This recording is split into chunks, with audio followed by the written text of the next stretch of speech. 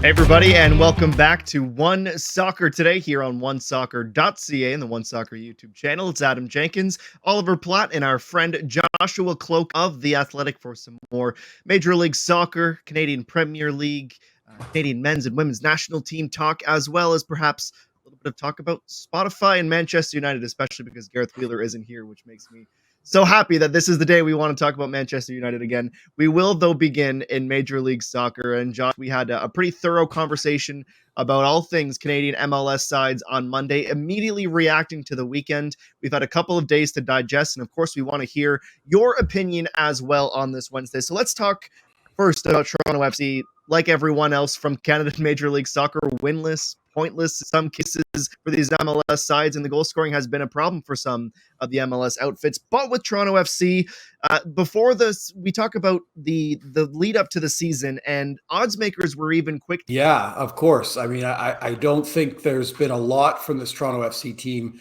right now that would suggest, they're a playoff team. There hasn't been enough from them that would suggest, they're in the top half of MLS. It's a work in progress, right? And I think that's something that that's the line that we have to walk with this Toronto FC team, right? How long is it just going to be a matter of, okay, let's get these young guys minutes. Let's see what they're about until, when are we going to start expecting this team to progress? And that's why it's going to get pretty difficult for Toronto FC. You look at their next 5 games, DC, New York City, Salt Lake, Philly, New York City again. All of these teams are in a playoff position, right? So it's not going to get any easier for them. We're looking for progress from this TFC team. What we're looking for right now, not necessarily for them to be world beaters, but can they elevate their game, right? Can Jaquil Marshall-Ready, learn to lock it down defensively? Can Jaden Nelson find space against really good back lines? That's the kind of thing that I think we need to start, looking at with this Toronto FC team. Can they just show incremental progress? And it's going to be really difficult, right? Because again, all 5 of their next games are against teams in a playoff position. I don't know if we've seen huge kind of growth yet. We're only 3 games in, but right now, I think that's all you have to be asking about this team is can they show growth? Because they really haven't just yet. Well, Josh, you allude to the schedule, and Ollie, I'll get your thoughts in a second, but you think after DC United, you go New York City FC at BMO, then you're on the road to Salt Lake, at home to Philadelphia, on the road to NYCFC, though they're playing at Citi Field, which is a whole other conversation, and then Cincinnati to round out the month. How pivotal is this first match against DC United for you, Ollie? It's important, and I'm not hugely surprised that they're the bookmakers' favourites. I think they were better against Columbus. I think this is still a TFC team you've got to remember with some very good players. Like Alejandro Pozuelo was the MVP of this league. So there's still quality in this side, and I don't think DC are a powerhouse. I know they've had a decent start in terms of results, but they've beaten Charlotte and Cincinnati and lost at home to Chicago. Like, they're not mind-blowing results, right? So I'm not massively surprised that TFC are the favourites, and this is the kind of game you look at and say, well, if you can't win a game like this, then which ones are you going to win, really, when you're in front of your home fans? I do think it's a tricky matchup in terms of styles for TFC because it's similar to the Red Bulls, right, which is a team that loves to play in transition. And that's something that, far preceding Bob Bradley's arrival, this team has had big problems with over the past couple of years. So that part of it is challenging, but it's something they've got to learn to deal with. And like I said, I thought there were some steps forward against Columbus that I think they'll be hoping they can now take into a home game and get a result. Okay, Joshua, let me say it so that you and Ollie both don't have to say it. It's early, we get it, but that's not the point of dissecting the early season. We understand that it's early, but we still need to talk about what we've seen. We can only speculate for so long. So let's start with the good from Toronto FC. And because you are so, what's the word I'm looking for? Fantastic, excellent with a pen and with your keyboard, I want to hear more than just the kids, Joshua. So if you're going to go with the kids, why have the kids been excellent? Well, if we're talking about what's good, I think, Jesus Jimenez deserves a shout out here. His 2 goals are good, but I think what's even better is that those 2 goals have come off just 2 shots on target, right? He's one of just 7 MLS players this year with 2 or more goals and has done so by converting every single shot on target. We had questions about this Toronto FC team coming into the season. Where were the goals going to come from before Insigne showed up? I'm not saying that Jesus Jimenez is going to win the Golden Boot, but it's nice to know that, if Toronto FC is going to work at playing that kind of build-up style of play, that they do have a finisher. They have a finisher that, at least from 3 games we've seen, can do a lot with very little, right? And again, we're looking for just incremental signs of growth. Just knowing you have a proven veteran up front who right now is making the most of his opportunities. That's signs of progress. And again, like you want a player up front that can gel with Alejandro Pozuelo. And I thought, Alejandro Pozuelo's performance against Columbus, again, it's early, but probably his best of the young season. Yeah. So his ability to kind of mesh and gel with Jimenez is exciting. It's something to kind of look forward to. You're right. I mean, I don't think we can keep, as much as I kind of pump the tires of these kids. And again, I think Bob Bradley deserves credit for going all in on the kids right now. I mean, that was kind of his only option. You have to look for other kind of players to sell. And Jimenez so far is one that I think could probably win a lot of fans at BMO Field. Ollie, this will be the one and only time I ever compare you to Billie Eilish on this show, but you get to be the bad guy. What has been bad with Toronto FC this season? I'm trying to think of another context in which you could possibly compare me to Billie Eilish. Joshua will work on that in the background. I'm not going to pick something here that I think is just a work in progress. There's a lot of things that you could pick, but they're things that I think will get better. It's just, sorry to say, Adam, but it is very early. So I'm going to pick something that is more of a concern for me kind of in the longer run, and that's the play of Chris Mavinga, because he is someone who is one of the top earners on this team. He's earning nearly $900,000, which is no small amount in MLS, and he's becoming a bit, not quite to the same extent, but a bit of the kind of Josie Altidore description, where he gets given this bigger contract and then struggles for consistency, struggles to stay healthy ever since he signed it. And you need players who are earning that kind of money in a salary cap league to be consistently available, to be performing at a consistent level. And I just don't see that over the past 18 months or so with Chris Mavinga. Poor start to the season against Dallas, gets hooked at half time. Now he seems to be injured again. We'll see how long that's for. You can't afford to have guys earning not far off $1 million and kind of being in and out of the team with injury and not knowing what you're going to get from them week to week.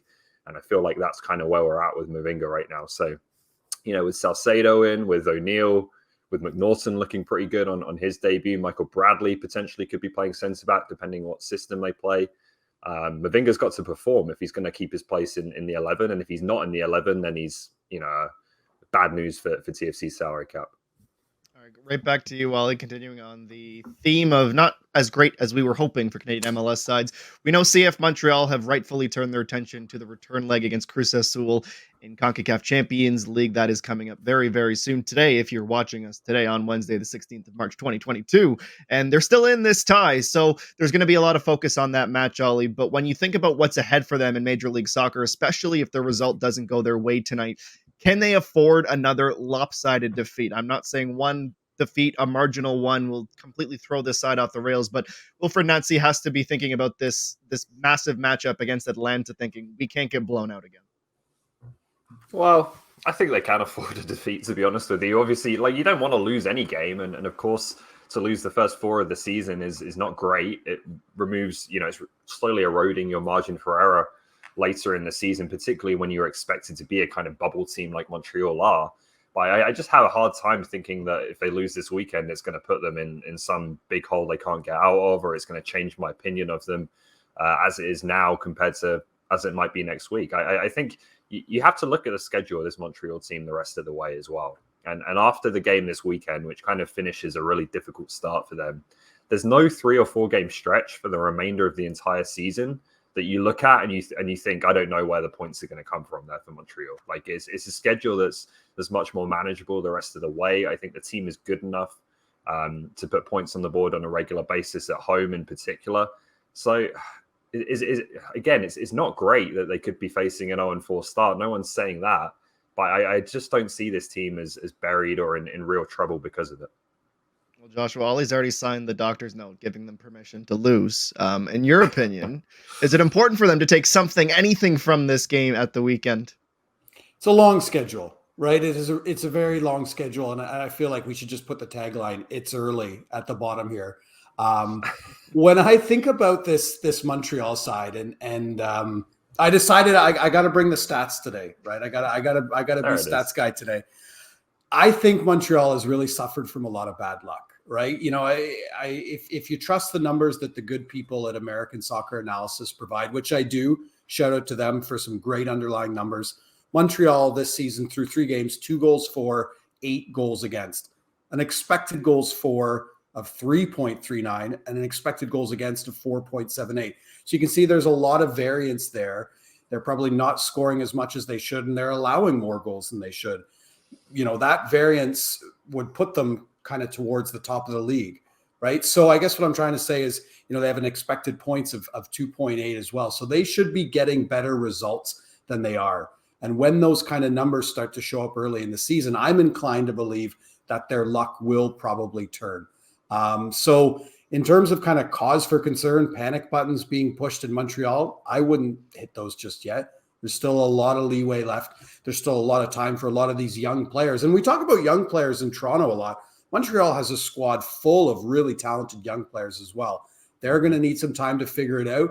And again, if I look at these underlying numbers, they're really promising. And so again, no cause for concern right now with Montreal for me. That's why Joshua Cloak's a pro. I didn't even have to ask him for his good and his bad. He just gave it to me in his answer. The good, they should probably have more points. The bad, they don't. Let's move on to Vancouver Whitecaps, and we'll get Oliver's thoughts on a soundbite from Vanni Sartini. And look, we know the man is a soundbite machine, but before the season, he had circled out the match against the Dynamo, saying that should be the one to win early in the season. Ollie, do you appreciate that kind of honesty from Vanni Sartini, or are you thinking maybe you take a different approach, or at least don't share those thoughts publicly? Well, it's not the honesty I have the problem with. It's the sentiment, right? I've kind of got 2 concerns here with Vancouver and some of the things I've been hearing, you know, from Vanni Sartini, which is one that the expectations seem to be lower than I think they should reasonably be. You know, looking at your first 4 games of the season and saying only one is the one that you circled as a win is concerning for me. More concerning is that he described the draw at home to New York City FC as a bonus point. Like, I'm sorry, like, it's a home game. I know they're the champions. I know they're a great side. They're playing Champions League right now, so you're not facing them necessarily at full strength. No coach should ever describe a home game in a league with a parity like MLS as a bonus point. I just don't like that at all.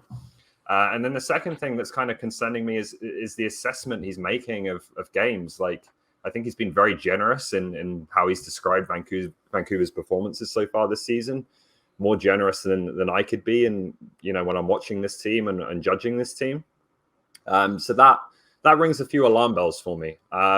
Look, I think this guy has an interesting background, right? Like, he was a coach educator in Italy for the Italian Federation. That's no joke. He had the top job in the United States. So I think it can be easy to kind of caricature Vanni Sartini because he has such a big personality. I don't want to do that. I think he knows soccer and knows what he's talking about. But I sometimes just see coaches, when they come into a head coaching role, they're desperate to persuade themselves when their team's not playing well that they actually are, and that things are going to turn around. And that to me is always a sign of problems. So that does concern me, to be honest, if I'm a Whitecaps fan. Cloak, your thoughts? You want to stay on the stats train? Always. Okay, good. One-way ticket. Well, listen, a lot of what I kind of found backs up what Ollie was saying. Every MLS team has played 3 games, and only 7 teams have allowed 6 or more goals. But of those 6 or 7 teams, most of them have a pretty wide variance between goals allowed and expected goals allowed, suggesting some bad luck. The one team that doesn't have a lot of variance is the Vancouver Whitecaps. 6 goals against, expected goals against, 6.05.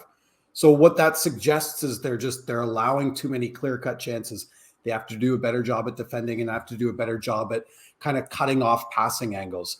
So again, it's early, but maybe this is kind of the way that the Whitecaps season is going to unfold. So I think a lot of that kind of falls in line with what Ollie was saying, is that perhaps, you know, the coach has been far too generous in assessing this team's play, right? Perhaps the goals that they allowed are the goals that they were expected to allow. And that's quite concerning, I think, just 3 games in.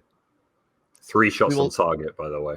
Yeah. 3 games. And that's the thing we want to talk about too, right? But I do think when you look at the amount of goals that they've allowed, you look for kind of holes, you look for reasons to say, well, this won't pan out. This won't be the way the season will unfold. But right now, the numbers kind of suggest otherwise. Well, we'll segue our conversation from Major League Soccer to the Canadian men's national team, because we have a massive window coming up in qualification to be determined at some point. Ollie's already done his lists on what it would take for match 1, match 2, match 3, but he also has a new article on his projected roster for the group. And when we have Joshua Cloak on Wednesdays, we're going to talk about some kind of a written piece or list. It's just a given. Love it. So if you haven't seen that already, OneSoccer.ca, the place to be. And spurring off that conversation, Josh, which of the players that you have seen in Canada's system, whether or not they've been a prominent role in the qualifying so far, which of those players would you like to see get not only a call-up in this final window, but an actual opportunity, some real minutes here? Yeah, there's 2 for me. And Ollie's list, amazing as always. List Wednesdays, can't get enough. Thank you. There's 2 for me. I mean, Raheem Edwards is probably the one we should be talking about right now, just given his current form in MLS. He's looked sharp as an attack-minded left back, playing another new position, right? He spent most of his career, at least with Toronto, as a winger. 2 assists on the season, 3 key passes, good numbers for a fullback. And, I kind of chuckled at Greg Vanney, assessing him as a, quote, a very good soccer player, which, Ollie, I think is about sometimes as glowing a kind of compliment as you'll get from Greg Vanney. But look, given his current form, we know that John Herdman likes players that are in good form. Maybe he deserves a call-up. He's been in the national team program before, but he's struggled as he's kind of bounced from team to team. You wonder if he's figured it out with the Galaxy as a left fullback. Maybe it's time for him. Another player, and whether or not it's likely, I have to wonder about Theo Corbeanu and Daniel Jebitson. And here's why. It's 1:45 a.m. Closing time at the bar is coming. We're starting to wonder which players, or we're starting to get a real accurate picture of which players are actually going to go to Qatar. And I have a hard time believing that John Herdman would bring a player that hasn't played a single minute in this final round of qualifying to Qatar. So, and doing that at kind of the sake of a player that's kind of been in the squad for a long time, has provided, valuable support, whether that's Sam Piet, Lucas Cavallini. So is it time to just finally get these kind of guys in camp in this final round of qualifying, just to see what they're about, and just to see, that if they do want to come to Qatar, what you have in the player. You've given the player time to kind of feel at home amongst the group. Because again, I think given the kind of, I know we talk about it a lot, but the brotherhood that this team has created, the importance of this kind of culture within this team, I don't know if you can really justify bringing a completely new player into the squad in Qatar. Ollie, am I wrong there? What do you think? I think you're right. I don't think he'll disrupt the chemistry, or he certainly won't want to disrupt the chemistry. I do tend to think, maybe more than some others, that if a player is playing well, I think they will get the opportunity to come in. Mm-hmm. And I think that about Raheem Edwards, and it helps with Raheem that he knows all of those guys anyway, so he's not exactly new to the group. But I think he's playing so well right now that he could have a very realistic chance. I look at Christian Gutierrez was kind of the depth left back in the last group. Gutierrez is a good player, but Edwards is playing better right now. So I don't really see why you wouldn't give him a look. Another one who I'm not sure if he's healthy. We'll see if he plays tonight, but I think could be in consideration if he is Matthew Chouanier, who has played excellently for Montreal. He's a wing back who can play on both sides. We know how valuable those are for the way Canada likes to play. I think he's worthy of a chance as well. With Corbeanu, he's not to get into MK Don's news too much here, but he's not a lock. He's not a lock for the starting 11 for his club right now. And so I tend to think for a young player like that, maybe better to leave him with his club. There's a couple of games during the window that, he'll be in contention to play, rather than bring him in for his country and kind of disrupt that too much. I'm maybe looking more at the summer with some of those young players and the dual nationals and so on. All right, I know you just responded to Cloak's takeover of hosting duties. Direct question to you. I want to give you an opportunity to answer as well. Is there anyone Josh missed out on his list of players you'd like to see get an opportunity here? No, it's those two I just mentioned, Edwards and Chonier. I think they're playing well enough in MLS that they're worthy of getting some consideration and potentially working their way into this group. Fantastic. Well, then that means I can go right back to Josh with my following question. Since you have closing time stuck in my head now and probably for the rest of the day, if You're Herdman welcome. was due, thank you. If John was due to submit his 23-man list to whatever department in FIFA is expecting, and if this was the day where he was due to submit that list, Josh, how many strikers are you taking with you to Qatar? Well, we know we submitted to Gareth Wheeler first for his kind of approval. That's right. He has to sign off. We know. Yeah. I would say 5. I think, and that's probably a high number. But Ike Ugbo's on my list. Kyle Laren, Jonathan David. I'm a Liam Miller guy, right? I wonder if he's there. And Lucas Cavallini is there for me. So I suppose we could go 4 or 5. I know Lucas Cavallini is kind of a divisive figure among men's national team fans, and his form kind of dips high and low. But I think he's a player that is really well regarded in the dressing room, really well liked in the dressing room. And it's taken time for that to happen. You know, I know, Ollie, we might disagree on this, but I'm of the belief that if you're bringing a 23-man roster, it's unlikely that all 23 of those players kind of do see the pitch, and you have a bit of leeway to bring a quote unquote locker room guy, right? A guy that can kind of keep spirits up. And, you know, my understanding from talking to players and people around the national team is that Cavallini is one of those guys. So, you know, why not bring him if he's not going to get in there? Why not bring a player that is well liked, can keep spirits high, you know, even when he's not going to see the pitch? Is that your response, Ollie? That is your definitive response? I thought you were going to ask. I thought you were. I could have queued you up, but then Josh asked you a question. I wanted to give you the chance to answer it to.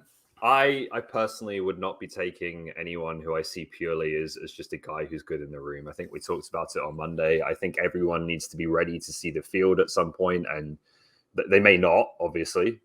Depends how games pan out and, you know, how far Canada goes in the tournament. But I think everyone needs to be ready to play, and you know, you have to be informed for your club. You have to be playing well, have match fitness to play in a World Cup match, and of course be of the quality to play in a World Cup match. So I think you can consider, you know, guys who maybe are going to be on the bench more, how they're going to handle that. And you don't want someone who's the 20th guy in your squad who's kicking up a fuss because he's not in the starting lineup. That's not good for the group. But for me, you have to think about, you know, you're taking 23 players that all expect to see the fields at one point or another. So for me right now, I think Cavallini is the 24th guy when I look at the roster and who I take. With Davies obviously coming back in, like I put 25 on my roster for this window. I'd probably take out a couple of defenders and then swap Cavallini out for Davies. Would be my status quo right now. So I think he's got work to do, but he does give Canada something different. And if he can get back in form, then of course he's going to have a much stronger case. And we will have plenty of time for players to make that case between now and November. Although it's always good to impress your coach every time you get the opportunity to do so. So we'll be curious to see how Herdman, A, who he announces in his squad, and B, who he decides to give those minutes to. Joshua, I think a lot of people are hoping, and some may even be praying, that Alphonso Davies is included in this roster. Whether or not we see him play, that's an entirely different question. But for the uninitiated, when it comes to Bayern Munich, Joshua Cloak is the guy to ask. And we know that you've been following the team closely, but also the Alphonso Davies situation as he's battled back from myocarditis. And honestly, just seeing the pictures and the videos of him back on the pitch at training have been very, very heartwarming. We've got Ollie's take on this, but I want to hear yours, Joshua. Do you think we're going to see Alphonso Davies involved with this window in any capacity for Canada? I don't think so. And I don't want to be a party pooper, but I really don't think so. Look, I've made that flight to and from Munich multiple times, obviously not in, you know, the comfort of a private jet, but it's not an easy flight, right? This isn't just a skip across the pond. This is not an easy flight to make. This is a long flight across multiple time zones. If he were to come back, I think kind of hypothetically, we're looking at him coming back for what, the game in Toronto, you know, waving it to fans from BMO Field, probably here for 2 nights. Those are 2 very crucial days that could be spent working in his recovery, getting back to game fitness and getting back to to be ready to play for Bayern Munich in the quarterfinals. Look at the list of teams they could play in the quarterfinals. There's not going to be an easy matchup for them. And this Bayern Munich team needs Alphonso Davies. So if you're Julian Nagelsmann, why would you kind of allow the player to kind of just take 2-3 days off training when he's supposed to be on an upward trajectory back up to getting to match fitness? You know, when you're kind of been given a gift with the international window, all of your other players are off. Use this time at the training grounds to get yourself back and ready. So as much as it would be great to see Alphonso Davies there, I would be surprised if he is there in Toronto. Ollie, your thoughts? If I'm Julian Nagelsmann, I'm giving him a couple of days off to go and be part, even if he can't play, to go and be part of what is going to be a momentous moment for his country and for himself, right? Like, he's played such a big part in this, and the flight's not that bad. I think first Josh class, Cloak. It's first class. Well, I sit in coach. I load up 5 episodes of Peaky Blinders or something. Goes by easily. It's no problem. The last flight I did was with a toddler, so perhaps that's kind of clouding my vision. That might change things a little bit, but I'd be disappointed for Alphonso if he's not playing. And by the way, Canada Soccer haven't said anything, and the last 2 times he hasn't played, they've put a statement out. So, make of that what you will. But I would be really disappointed for Alphonso if he can't be there just to soak in, the moment and the adoration of a fan base in the country that obviously I think will want to show the gratitudes that he deserves for the role he's played here. And it's a good point. And I'm just kind of, it's a little bit of guessing here, but to kind of play devil's advocate to myself, Bayern Munich have an incredible opportunity here. They have the face of the program, of a rising program. It's a great opportunity for, I know this is a bit cynical, to get Alphonso Davies there in Toronto, get him on their social media channels and kind of showing, look at what we did for the player. Right. Look at what a great organization we are that we allowed the player to kind of go and soak up this moment. So if that's a route Bayern want to take, I can see that happening as well, because again, the World Cup and these kind of international windows are a great chance for Bayern's kind of brand to be built up. I don't know how much they need to be built up anymore, but built up through Davies. So if that's a route they want to take, there's an upside for them there as well. I suppose I'd just be surprised if it does end up happening. I also think you give the decision to Alphonso if you want to go or not. And I'm sure the answer is going to be yes. I think it's different if you say, no, you're not allowed.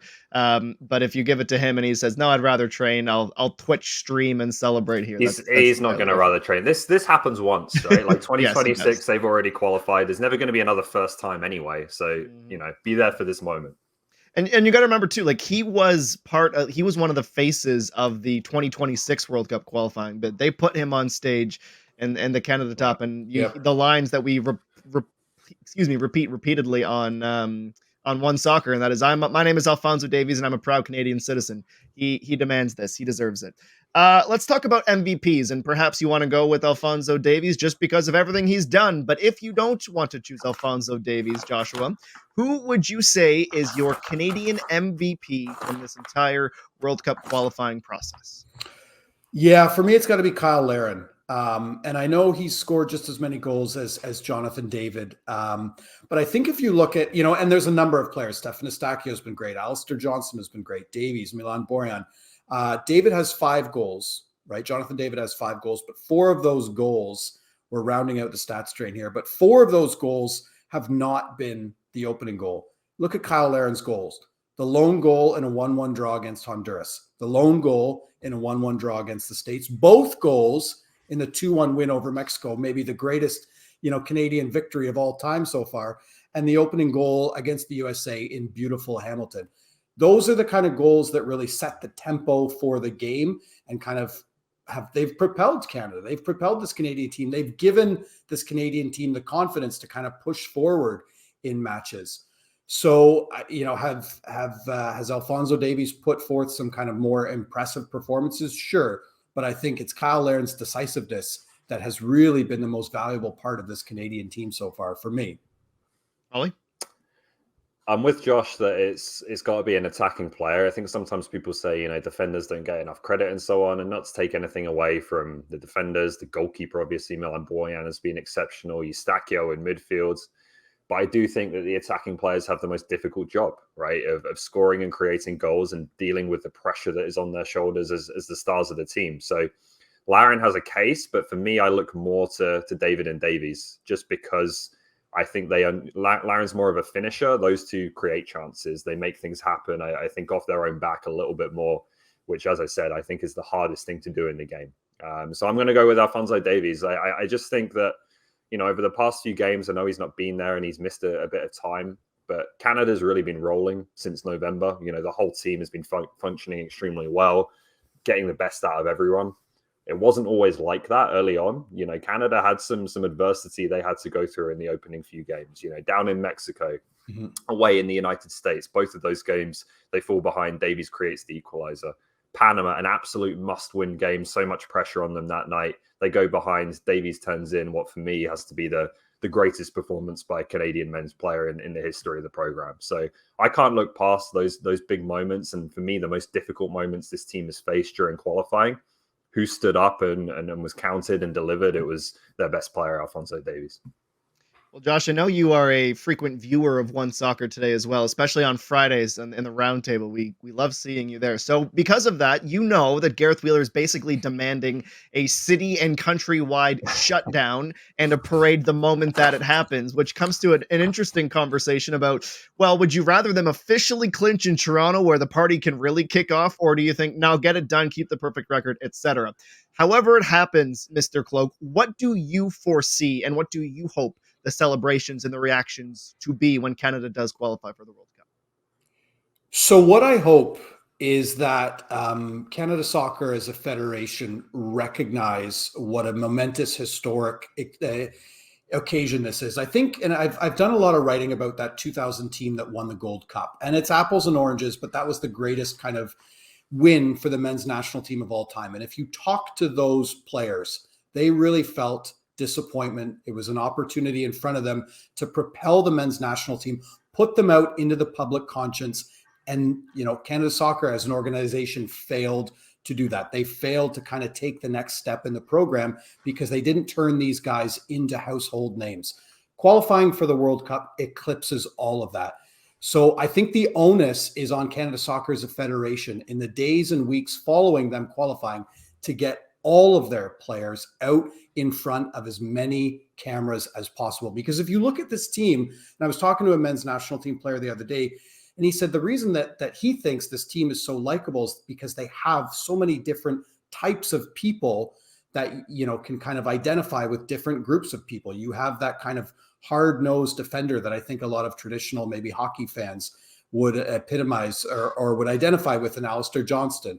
Right? You have refugees, you have immigrants, you have people of color on this team. And I think Canada Soccer needs to get these players out there, turn them into household names in the way that they didn't in 2000, because that's what's really going to kind of propel this team. Qualifying for a World Cup is fantastic. It could be the greatest single achievement by a Canadian team in Canadian sports history.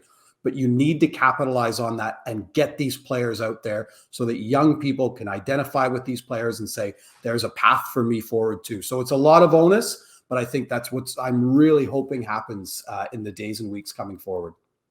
Ollie, where do you land on here? How much do you think this is really going to clip into the mainstream? Because there's no doubt we've seen it as OneSoccer, how many avid, dedicated supporters there are to this team. But how much do you think the average sports fan or the average Canadian is going to get as captured by this team as everyone else once it's done? Well, I think people have been captured by it, but it's been like one night, right? Like when Canada plays a big World Cup qualifier, everyone's talking about them. The TV audiences have been, fantastic. And so on those particular nights, they're capturing that audience that we always dreamt of for Canadian soccer. What I think the next step is to be part of the conversation every single day, right? On sports TV, in the media, on social media, whatever it is for Canadian soccer and for this team specifically to be talked about in the way that the other big sports in this country are talked about on a daily basis, where there's constant, scrutiny, to be honest with you, of what the players are doing, what the team is doing, what everyone's doing. And that's the next step that we, team has to try and find a way to take. I agree with Josh that the federation and everyone around the team needs to find a way to capitalize on on these last few qualifiers. And there's an opportunity here because you have the game where I think they will qualify against Costa Rica. Everyone's going to be watching that. The game against Jamaica, where they either will qualify or it will just be a massive party. Everyone's going to be watching that. You have another game against Panama. And then straight after that, April 1st, is the draw for the World Cup finals. And so this is an enormous week. If you can't get people constantly talking about following this team this week, then, when is it going to happen, right? So there's definitely a big opportunity there, I think, for more attention to be paid to this team than ever. Oh, but what about the Toronto Maple Leafs? Pulled up on my window. What's that? A pigeon? two pigeons just pulled right up on my window. They gave me a bit of a fright. A really deep conversation about changing the narrative of Canada soccer. Like, oh, look, pigeons. And this is after you headbutted your microphone on Monday and punched it earlier in the day. Cavallini. It is Cavallini. And you also ruined my joke about what happens if the Leafs are playing the Ottawa Senators or Arizona Coyotes that week. How is everyone going to be able to split their attention about two things? Got a new goaltender, Adam. I don't want to talk about it, and I don't want to talk about it, okay? This is why I shouldn't have brought this up. This is on me. Anyways, much to the delight of Gareth Wheeler, we are already at our 35-minute cap that we set for ourselves today. So we're going to have to park the Manchester United conversations for Friday in the roundtable. I also had some jokes about Spotify and Apple Music in Barcelona, but we'll get to those on Friday as well. Joshua, thank you so much. I hope we'll see you in the chat on Friday again to wind Wheeler up. And as always on OneSoccer Day, we appreciate your insight. And Ollie, pigeons, I guess. Good work, pal. Good work. That's it for us today. Thanks, everybody. Talk to you tomorrow on OneSoccer Today.